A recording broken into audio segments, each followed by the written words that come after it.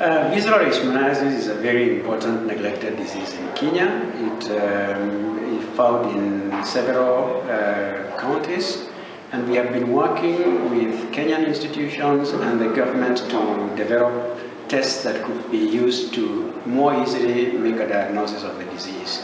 The first test that we have been developing is a test to detect parasite DNA in body fluids. This test is called LAMP. It's a simple molecular method that can be used in microscopy level laboratories, and only what is needed is a blood sample. You take this blood sample, and if it has parasite DNA, that is clear evidence that this patient has visceral leishmaniasis. So in the past, a patient who is found to have clinical signs of visceral leishmaniasis and they are found negative with a rapid test required some very invasive tests to be performed in order to demonstrate the parasites by microscopy.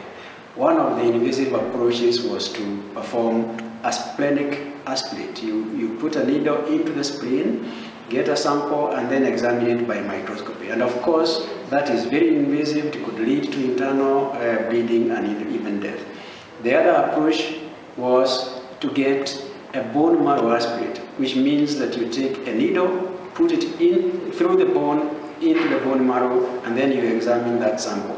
Now, this becomes eliminated by a test like LAMP, because for LAMP, you only need to get a blood sample and test it with LAMP. If it is positive, plus the clinical signs, then you have a patient of visceral leishmaniasis. Yes, and the blood that you're going to use, you can get it from the vein or a finger prick, and you can then test it. You don't have to do a splenic aspirate or a bone marrow puncher to be able to do that.